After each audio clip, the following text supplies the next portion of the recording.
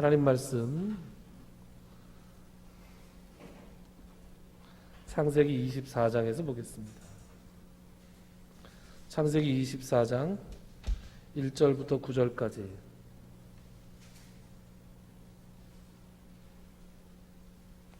구절밖에 안 되니까 한 절씩 번갈아 가면서 읽을까요? 저하고 여러분들? 네, 그리고 9절은 함께 읽도록 하겠습니다. 아브라함이 나이가 많아 늙었고 여호와께서 그에게 범사의 복을 주셨더라.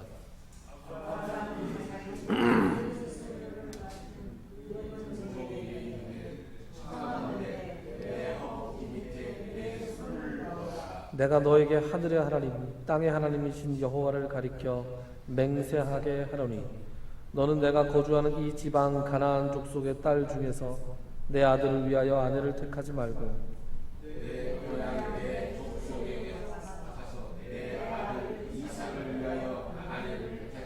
종이 이르되 여자가 나를 따라 이 땅으로 오려고 하지 아니하거든 내가 주인의 아들을 주인이 나오신 땅으로 인도하여 돌아가리이까.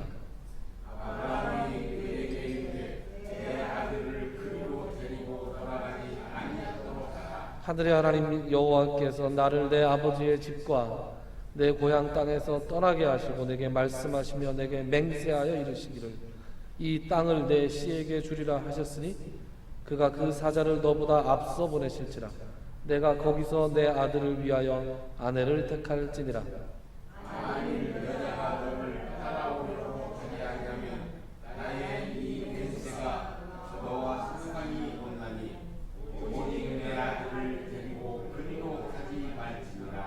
그 종이 이에 그의 주인 아브라함의 허벅지 아래에 손을 넣고 이 일에 대하여 그에게 맹세하였더라. 아멘.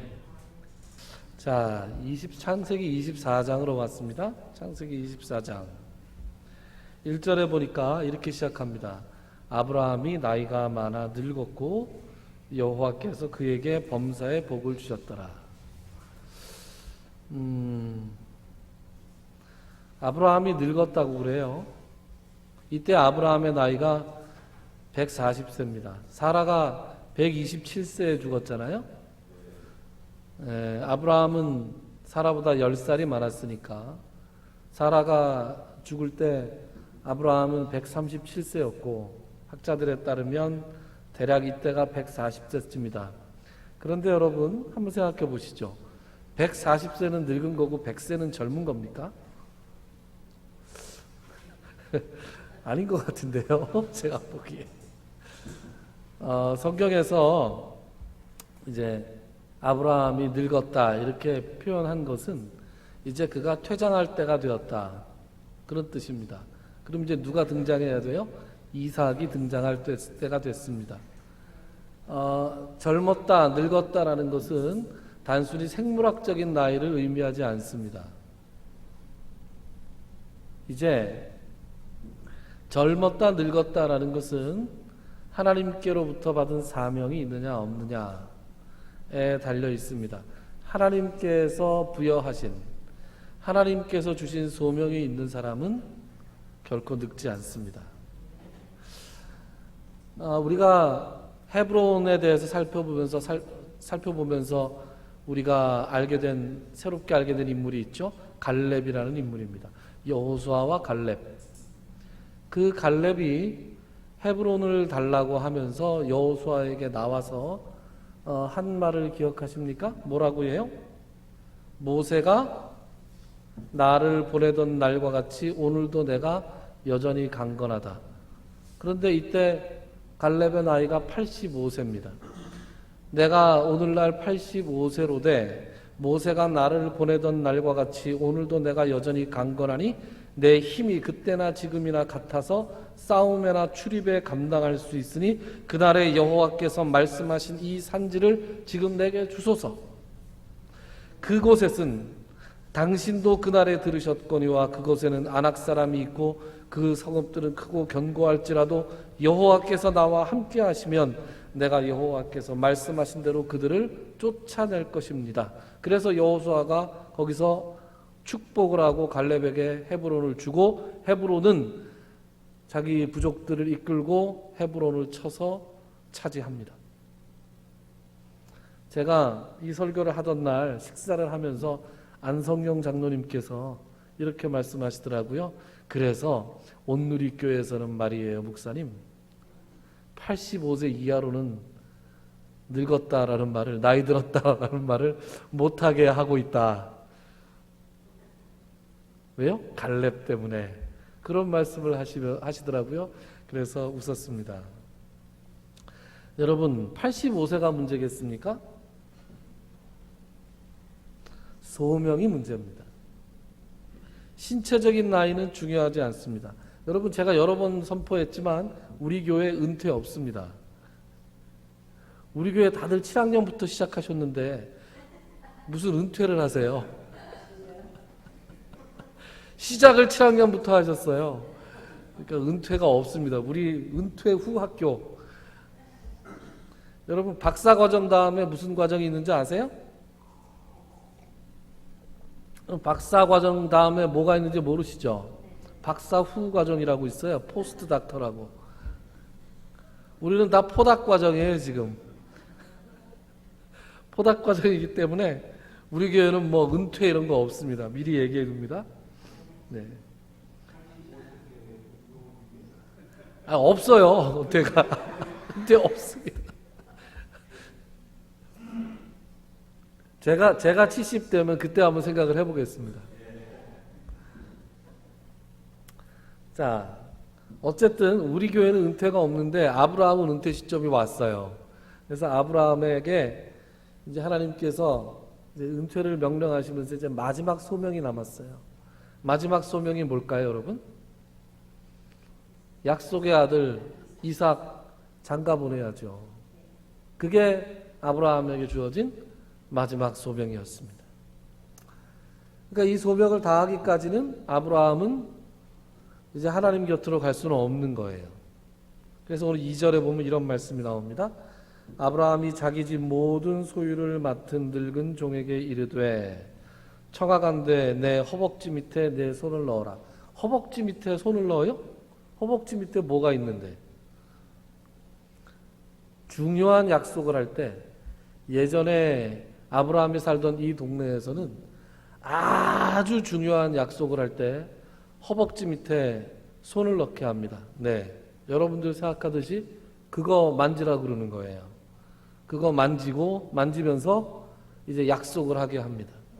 여러 가지 의미가 있는데 특별히 종들이 이렇게 충성 맹세를 할 때 당신뿐만 아니라 당신의 후손들에게도 제가 대대로 충성하겠습니다라고 맹세할 때 주로 이렇게 맹세를 많이 했다고 합니다. 어쨌든 굉장히 엄숙한 이런 서약 장면을 연출하면서 아브라함이 자기의 그 집의 모든 것들을 다 관장하는 그 종들 중에 제일 선임 종, 여기 늙은 종 이렇게 얘기합니다. 그리고 이제 3절에 보면 명령을 하죠. 3절에 뭐라고 명령합니까? 내가 너에게 하늘의 하나님 땅의 하나님이신 여호와를 가리켜 맹세하게 하노니 너는 내가 거주하는 이 지방 가나안 족속의 딸 중에서 내 아들을 위하여 아내를 택하지 말고 내 고향 내 족속에게로 가서 내 아들 이삭을 위하여 아내를 택하라. 이삭의 색시를 구해와라. 그런데 이 지역 가나안 땅에서 구하지 말고 내 고향으로 가서 이삭의 배필을 구해 오너라. 이렇게 얘기합니다. 지금 어디로 가라는 겁니까? 그러니까 아브라함이 처음 나온 곳은 갈대아 우르라는 곳이었습니다. 갈대아 우르는 지금 아브라함이 있는 이곳에서는 약 2,500km 정도 떨어져 있는 곳이에요. 2,500km면 LA에서 뉴욕까지, 미국 제일 동쪽에서 미국 제일 서쪽까지가 한 4,500km 된다 그래요. 그러니까 2,500km면 굉장히 먼 거리죠. 그죠? 그런데 지금 아브라함이 이 종을 보내는 곳은 그 갈대아 우르는 아닙니다.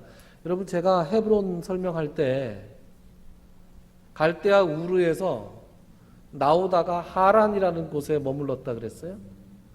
그 하란에서 아브라함의 아버지 데라가 죽고, 그리고 원래 갈대아 우르에서 아브라함의 형제 하나가 또 죽었고, 그리고 두 사람이 남았는데 아브라함은 거기를 떠나오고 거기에 남은 사람이 있었습니다. 그 사람이 나홀이라는 사람이었습니다. 아브라함의 형제였어요. 그 나홀은 지금 어디에 있어요? 하란 땅에 머물러 있습니다. 지금 아브라함이 있는 곳에서 하란까지는 약 1000km 정도 됩니다. 그럼 1000km는 가까우냐? 가깝지 않죠. 서울에서 직선거리로 비행기를 타고 가는 거리가 북경까지 950km라 그래요. 그러니까 상당히 먼 거리였습니다. 당시에 교통수단을 생각하면 굉장히 먼 거리예요. 자, 그러면 여러분들이 아브라함의 종 입장이 되어보세요. 색시를 구하러 오려는데 그 먼 데까지 가야 됩니다. 그 먼 데까지 가는 건 문제가 아닙니다. 그런데 거기서 어떤 여자를 만나서 여차저차 해서 그 여자를 데리고 와야 되잖아요. 여러분이 여자 같으면 그 따라가겠어요? 아니, 언제 봤다고 그 먼 데서 온 사람이 이렇게 저렇게 설명을 해서, 자, 이러이러하니 나를 따라서 시집을 갈 테요? 이렇게 얘기하면 자기의 평생을 걸고 쫓아가야 되잖아요. 모든 것을 다 걸고 쫓아가야 되잖아요. 신랑의 얼굴을 본 것도 아니고. 자, 이 아브라함이 종에게 준 미션이 굉장히 어려운 미션이었죠. 목사님, 저 밖에 누가 왔습니다.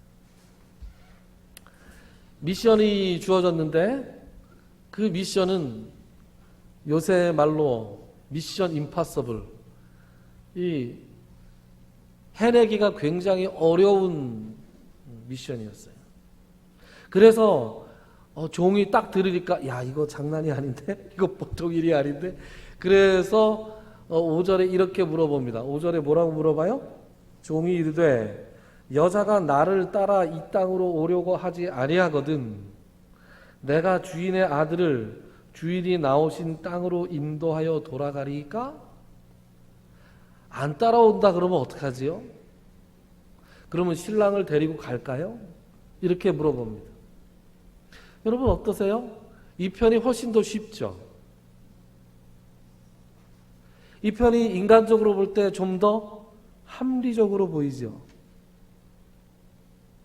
아니, 신랑과 신부가 결혼만 하면 되지 어디서 만나느냐가 뭐가 중요합니까? 이렇게 생각할 수도 있지요. 그런데 7절에 보면 아브라함이 그것을 6절에 보면 단호하게 거절합니다. 6절 보시죠.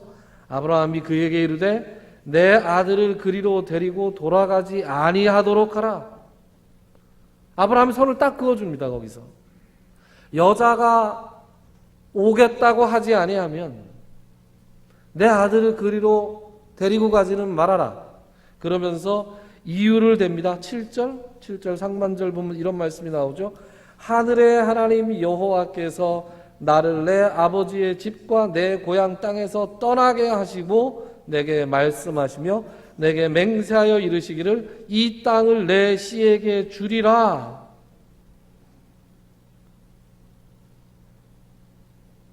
아브라함의 종이 합리적인 말로 아브라함에게 질문을 했을 때 주인님, 이러한 선택도 있지 않습니까? 이렇게 해도 되지 않을까요? 라고 이야기했을 때 아브라함이 그것을 단호하게 뿌리친 이유는 그것이 하나님의 약속, 하나님의 말씀, 하나님의 명령에 부합되지 않았기 때문이었습니다.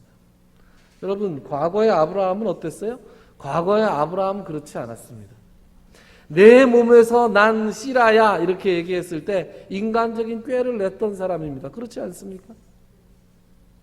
그래서 낭패를 본 게 누구였어요? 이스마엘이었습니다. 하갈을 통해서, 이스마엘을 통해서 그 집안이 굉장히 낭패를 보았습니다. 하나님께서 약속의 땅 가나안 땅에 머물라가 했는데 기근이 들면, 먹고 살기가 힘들어지면 그곳을 떠나곤 했습니다. 그곳을 떠날 때마다 어떤 일이 있었습니까? 그 아내를 빼앗기는 일이 있었습니다. 처음에 가나안 땅으로 갔을 때, 그 땅에 기근이 있을 때, 애굽으로 갔을 때 애굽 왕 바로에게 아내를 뺏겼고, 그 땅을 떠나서 블레셋 땅으로 갔을 때 블레셋 왕 아비멜렉에게 그 아내를 빼앗기는 수모를 겪었습니다. 하나님의 보호하심으로 말미암아, 하나님의 강권적인 개입으로 말미암아 그 위기로부터 탈출할 수는 있었습니다만, 아브라함은 수모를 겪었고 마음고생을 어마어마하게 했고, 제가 보기에는 평생 죽을 때까지 사라한테 당신 그때, 우리 여성분들은 좀 오래 가잖아요.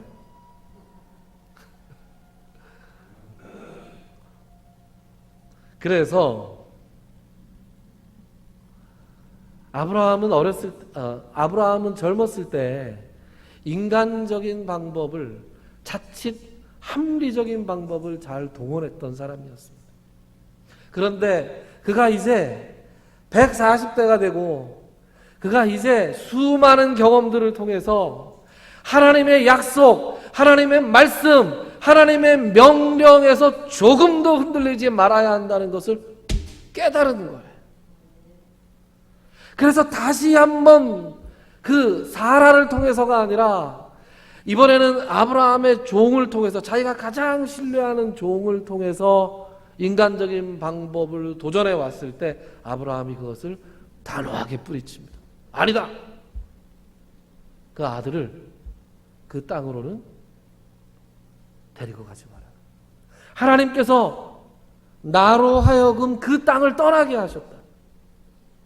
그리고 이 땅을 내 씨에게 주겠다고 약속하셨다. 맹세하셨다. 그러므로 하나님께서 주실 것이고, 그 다음에 말씀이 굉장히 내려와요. 그 말씀 뭐라고 돼 있어요? 그가 그 사자를 너보다 앞서 보내실 것이라.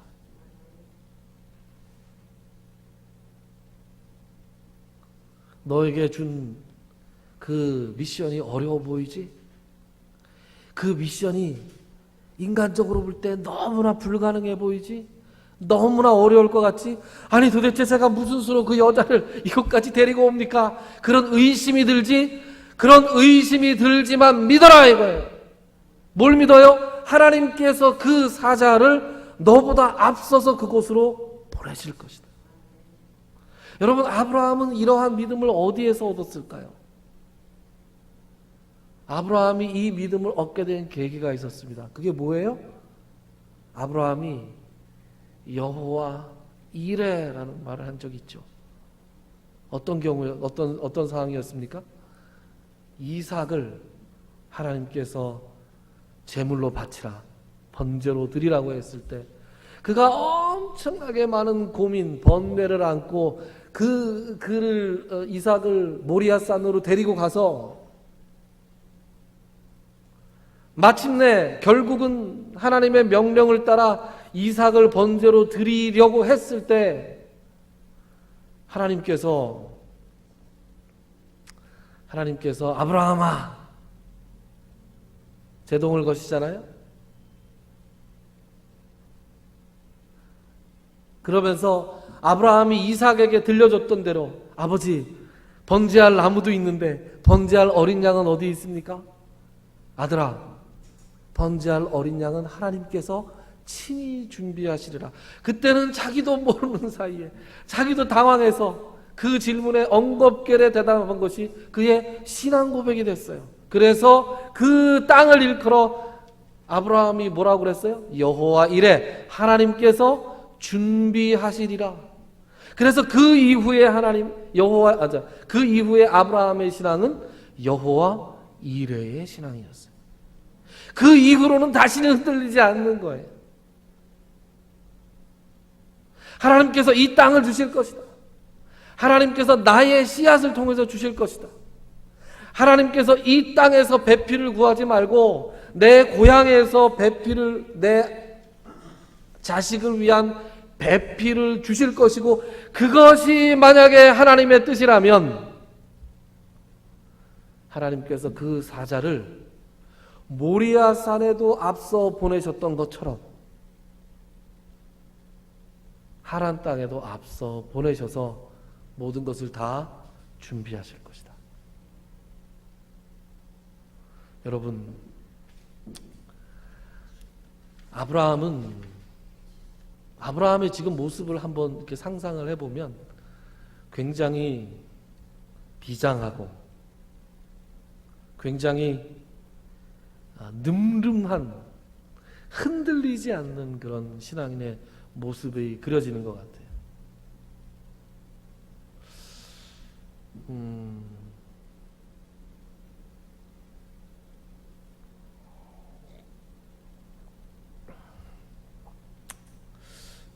여러분들보다 젊은 제가 이런 말씀을 드리면 좀 어떨지 계속 망설였는데, 그래도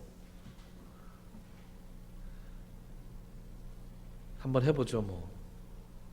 양희은이라는 가수 아시죠? 양희은 씨. 양희은 씨가 한 10여 년 전에 낸 노래 중에서 인생의 선물이라는 노래가 있어요. 여러분 그 노래 아세요? 인생의 선물. 오늘 다른 건 다 또 기억 못하시고 양희은의 인생의 선물만 기억하시는지 아닌지 모르겠네요. 인생의 선물이라는 가사가, 노래 가사가 참 기가 막힙니다. 저 산에 피는 꽃이 얼마나 고운지 내가 나이 들기 전에는 미처 몰랐네. 그러고 보면 저희 아버님께서 어느 날 화분을 사가지고 들어오시는 거예요. 야, 이거 꽃이 폈는데 되게 이쁘지 않니? 이러면서 화분을 사가지고 들어오셨어요. 그래서 아버지가 왜 화분을 다 사오셨지? 그전엔 그런 일이 없었거든요. 남자들이 어느 순간 꽃이 좋아진대요. 어느 순간 화초가 좋아지고 식물의 아름다움을 느끼기 시작한대요. 저는 아직 그 단계가 안 됐는데, 영국에 살 때 보면 노부부들이 그렇게 가드닝을 하느라고 애를 쓰는 거 볼 수 있거든요. 근데 그 집 아들들은 막 죽으려고 그래요. 지겨워서. 젊은 사람들은 가드닝 그러면 막, 가드닝이 그 정원 가꾸는 걸 가드닝이라 그래요. 가드닝 하는 거 막 지긋지긋해 하는데 어느 순간 그들도 머리가 희끗희끗해지면 가드닝을 막 하고 있어요. 식물의 아름다움을 느끼려면 적어도 남자들한테는 어느 정도의 세월의 연륜이 좀 필요한 것 같아요. 저도 조금 있으면 알 것 같아요. 양희은이 그렇게 노래하면서 노래 가사가 이런 가사가 있습니다. 그 뒤에 가사가 이런 가사가 있어요. 만약에 누군가가 내게 다시 세월을 돌려준다 하더라도 웃으면서 조용하게 싫다고 말을 할 때야. 다시 또 알 수 없는 안갯빛 같은 젊음이라면 생각만 해도 힘이 드니까 나이든 지금이 더 좋아. 그것이 인생이란 비밀, 그것이 인생이 준 고마운 선물. 공감하시는 부분이 있나요? 젊었을 때, 젊음은 생물학적으로는 좋은데 젊었을 때 보면 앞날이 굉장히 불투명하지 않습니까? 그래서 그것 때문에 굉장히 고민하고 번뇌하고 뭔가 빨리 이루어야 될 것 같고 초조하고 그런 것이 있는데, 나이가 든 사람의 특권은 뭐냐 하면 이제 흔들리지 않는 거예요. 저는 아브라함이 흔들리지 않는 신앙을 보면서 탁 이 노래가 떠올랐어요. 이렇게 흔들리지 않는 모습이 있구나. 하나님과 평생을 동행하면서 수많은 인생의 시행착오를 겪으면서 하나님의 말씀을 떠나면 안 되는구나. 하나님의 약속을 떠나면 안 되는구나. 하나님의 약속은 하나님의 때에 이르러 하나님의 방법으로 이루어지는 것이구나. 이렇게 흔들리지 않는 신앙의 모습을 가진 아브라함을 보면서 오늘 이런 흔들리지 않는 신앙을 여러분들도 소유하시기를 주님의 이름으로 축원합니다. 그리고 아브라함의 때까지 기다리지 마시고 하루라도 빨리 하나님의 약속, 하나님의 말씀을 붙드는 신앙, 흔들리지 않는 신앙을 가지셨으면 좋겠어요. 오늘 제가 묵상 기도할 때 잠언서 3장을 읽어드렸어요. 잠언서 3장은 돌아가신 제 할머니께서 하루에 한 장씩 꼭 읽어라. 잠언이 31장까지 있거든요. 그러면 30일까지 없는 날은 맨 마지막 날에 2장 읽어라. 그래서 어렸을 때부터 잠언은 굉장히 많이 읽었습니다. 잠언에 나오는 말들 국민학교 다니는 학생이 이해하기가 너무 어려웠어요. 그런데 그리고 이 명철이라는 말도 굉장히, 명철이 뭐야? 내 친구 중에 명철이가 있는데 명철이 뭐야? 참 알쏭달쏭한 한자어들이 참 많았습니다. 그런데 그 중에서 다가왔던 몇 안 되는 말씀 중에 하나가 오늘 제가 읽어드린 잠언서 3장 말씀이에요. 잠언서 3장 5절 6절을 제가 읽어드릴게요. 너는 마음을 다하여 여호와를 신뢰하고 내 명철을 의지하지 말라. 너는 범사의 그를 인정하라. 그리하면 내 길을 지도하시리라. 저희 할머님이 평생을 신앙인으로 사셨는데 이 잠언 말씀을 어린 손주에게 자꾸 권했던 것은 하루라도 빨리 내 평생 살아보니 하나님의 말씀을 붙들고 사는 것이 가장 좋은 복이더라. 그래서 자신의 손주에게는 자기처럼 시행착오를 겪지 말고 하루라도 빨리, 1년이라도 빨리 하나님만을 의지하고 자신의 총명함을 의지하지 않는 그런 지혜를 가지기를 원했습니다. 여러분, 아브라함은 이것을 얻는데 100년, 140년이 걸렸어요. 여러분들에게는 조금 더 빠른 시간이 소요되기를 주님의 이름으로 축원합니다. 하나님을 의지하십시오. 범사의 하나님을 신뢰하고 여러분의 명철을 의지하지 마십시오.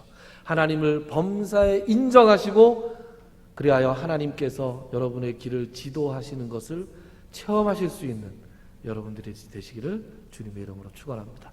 우리 기도합시다.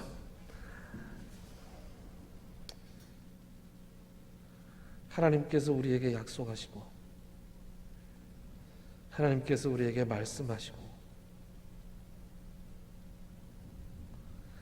하나님께서 우리에게 살아가기를 원하시는 그런 삶의 모습이 있는데 우리는 마음을 다해서 하나님을 신뢰하고 하나님을 모든 일에서 인정하기보다 인간적인 방법, 나의 명철, 나의 합리적인 생각을 의지할 때가 더 많음을 주님 앞에 고백합니다. 설마 혹시 어쩌면 이러한 가정과 불신앙으로 우리의 마음을 채우며 하나님을 신뢰하고 인정하는 길에서 떠나 있을 때가 참으로 많습니다. 오늘 아브라함과 그의 종이 이삭의 아내 될 여자를 구하러 가는 이 출발점에서 그들이 주고받는 대화, 그리고 그 과정에서 아브라함이 보여주는 믿음의 모습을 우리가 본받을 수 있기를 원합니다. 자신의 지혜와 자신의 명철을 의지하지 않고 인간적으로 보기에 합리적인 것을 따르지 않고 하나님의 약속, 하나님의 말씀에 온전히 의지하고자 하는 이 믿음의 조상의 늠름한 모습을 볼 수 있게 하심을 감사합니다. 주님, 세상을 살아가는 동안 이 아브라함의 이 노년에 흔들리지 않는 모습으로 우리가 살아가기를 원합니다.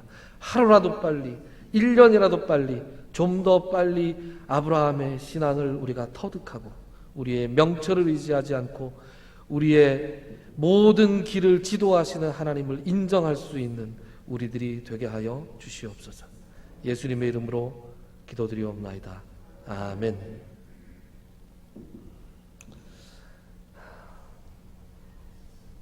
찬송가 384장 함께 하겠습니다. 384장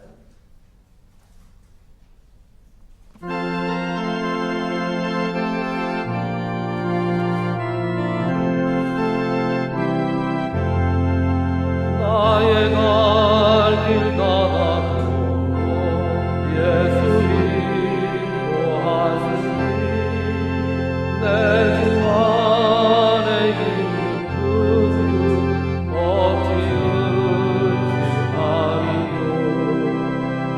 믿음으로 사는 자 하늘 위로 받겠네. 무슨 일을 만나든지 만사형통하리. 무슨 일을 만나든지 만사형통하리라. 나의 갈 길 가다듬고 예수 인도하시니 어려운 일 당할 때도 족하는 해주시네.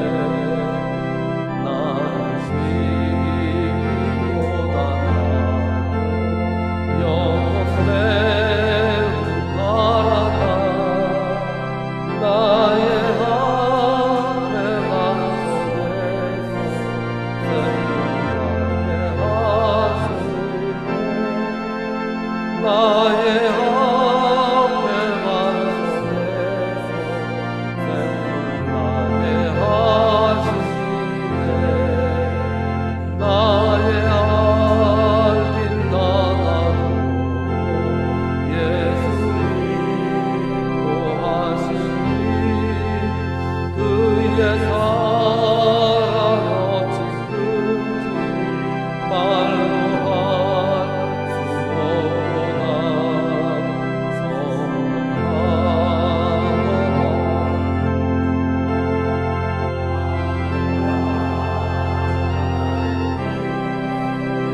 영영 누를 나의 찬송 예수 인도하셨네. 영영 누를 나의 찬송 예수 인도하셨네.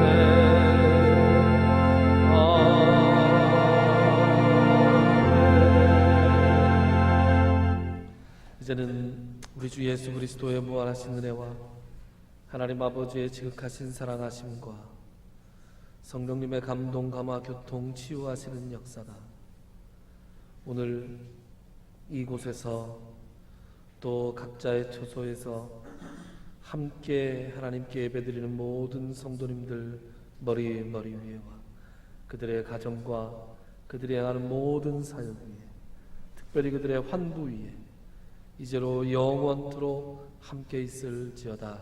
아멘.